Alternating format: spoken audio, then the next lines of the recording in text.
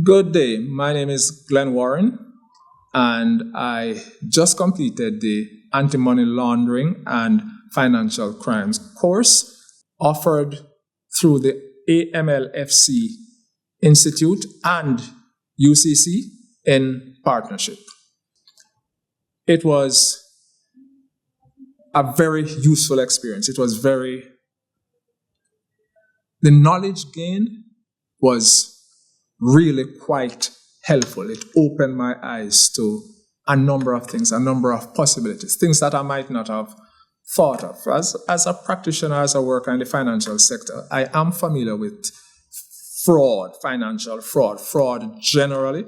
But when you do a course like this, it really opens your eyes to things that you would not have thought of, things that emerging ways, emerging methods. It sort of helps you to get inside of the head of those persons whose job, whose duty, whose one aim is to defraud you, defraud other persons of what they have, or to enlist your help, the help of companies, the help of individuals, without you knowing, in committing fraud, like laundering money and things like this. So a course like this really opens up to the possibilities. And if you're aware of the possibilities, you can then know how to deal with those possibilities. So it was really a very helpful course, and it's something I would certainly recommend to everyone. Fraud risk management is, from a company, from an enterprise perspective, it's about taking a holistic approach to how that business operates in an environment where things can go wrong, especially and particularly those that are intentional. But there are things that can hurt the company that might not fully fit the definition of fraud because intent is not there, but it can open the door. It can be a portal for fraud. So it's about looking at the overall system and knowing how to guard, how to defend, how to prevent those things from happening. So it's the various facets. It's prevention, it's identification, it's how to deal with that. It's the overall thing. It's not just stopping something from happening, or the first thing you have to do if you want to stop something is identify it. Yeah? So it's the whole gamut. It's a holistic approach, and it's something that can and does impact the overall health of the organization. It's not just something that you'll report as a loss. There are different levels of fraud, and there are fraud that will break a company, will break an organization. And I suppose we have too many instances of those, unfortunately.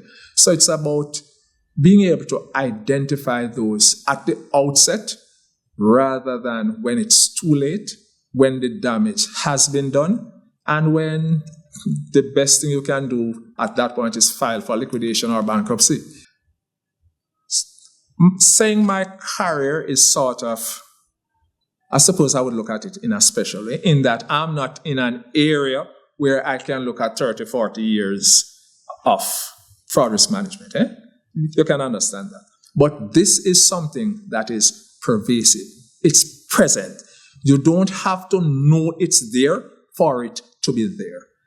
The secret is just to identify it. And the main thing that I would want to say is be aware that it exists, and that whether or not you know it, there is somebody out there targeting you. So this is information that will be useful in every way, whether it's as a retiree who you have to safeguard what you would have worked for all your life. If you're operating a business, if you're a part of the management can be at different level, at the operational level or the policy level. You are able to add insights into what can happen and how you deal with those before they happen, how you detect them, how you address them, what kind of remedy or the remedies are available to deal with these situations. So fraud risk management is like, I suppose it's like reading. Once you can read, you apply it to so many things. It's like marketing. Marketing applies to everything. It doesn't matter the field you're in. You want to promote, you want to do those kinds of things, fraud risk management, and this is a growing field. You better believe it is a field. Fraud is a field. There are persons, there are individuals, there are organizations in the dark web, may I say, that their main aim, their only aim is to find ways of defrauding businesses, of defrauding individuals. Once you recognize this, once you are in a better position, certainly, to address it once you recognize it. All right. So I did the certification, so now I'm certified to actually lecture in fraud prevention at UCC. And the way that came about is interesting because the course was introduced to me by someone in corporate education who thought that I would be a good fit because I already lecture at UCC the way I present and so on. So they figure I would fit in with lecturing this course, I suppose the way I deliver it and so on. I think one of the main drawbacks, if I might just mention that, even though the question is about the strong points rather than the drawbacks, is that I have not worked in fraud prevention specifically. My lecturer did, my lecturer in this course, and he was able to present some insights, some examples. But there are also examples you can read about. But there are some things that he was able to say, which really helped me, which I think will assist me in terms of presenting it, even though I have not myself worked in there. But you can do the research. I mean, the information is there, the analysis is there, and from you have that exposure, you are then in a position not simply to go through the words in a text. Everybody can read, but is to bringing what is there to life, to make it more animated, make it more relevant, so that persons can see how these things relate to them. So if it's believed that I have that, for want of a better word, gift or that insight, then I'm very happy and willing to impart that to students that I teach. The takeaway is, it's like if you are going out in the rain and you don't want to get wet, walk with an umbrella. Even if it's shining, if there's the risk of rain, you walk with an umbrella. Fraud is something that there's the potential, there's the possibility, and there is somebody planning to commit fraud against you or against your organization. You won't leave your vehicle unlocked because you believe that somebody is going to break in it. You will lock it to prevent the person, that one person out of the hundreds passing it, who might want to just try it. It's the same thing with fraud risk management. It's a matter of awareness. And from the very beginning, you factor that into your operation, you factor that into your business. Even as an individual, you don't do things like sharing even your bank passwords with any and every and anybody. You use passwords that are not so easy to crack, because it's not the 9,999 times when things go right that you need to be concerned about. It's that one time that things go wrong. And that is what might very well break you, So that's the approach to fraud risk management. So it shouldn't be just something peripheral. It's something that has to be central, certainly as a business and even as an individual. Because if you have resources, if you have a little money, you certainly need to protect it because there's somebody trying to figure out how to get it from you. So it's really about the awareness and taking steps to deal with it. I think everything that I've said previously really points to that, but it's worth mentioning again. If you have not been a victim of fraud, let me just pause a moment. It's a thought that I have, and I always say this. If you are driving for 20 years and you have never had an accident, The longer you have never had an accident, the greater the probability that you will have one.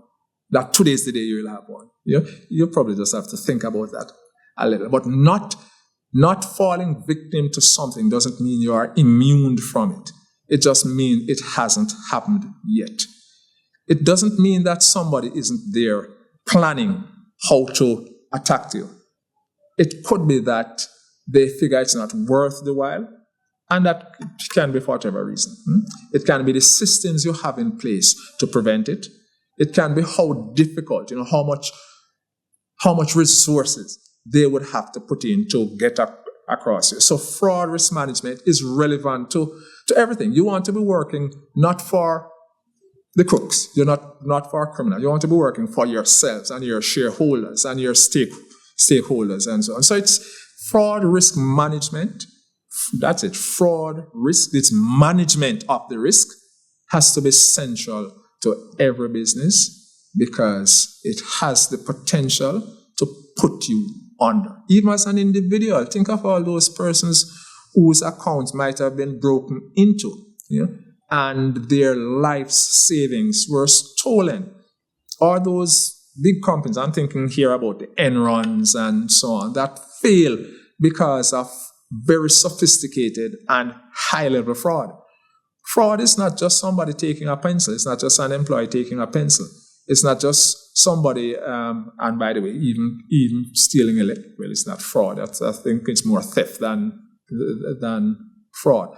But fraud can be very sophisticated, and it can be far-reaching, pervasive.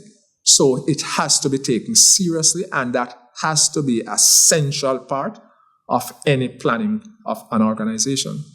And with the available technology, somebody can be in Afghanistan and they're targeting you. I absolutely do. And especially for younger persons, because for the same reason I'm saying, fraud is becoming more prevalent because there are more tools. You can imagine you can program an AI to do your bidding.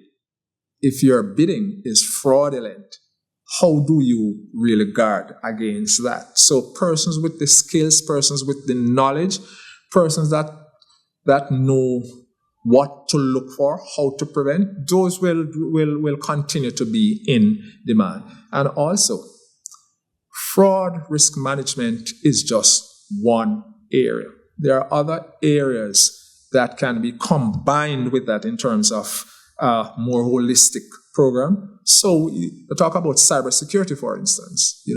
It's about fraud and other things. What you call stealing your information for ransom? Is that fraud or just straight theft? Yeah.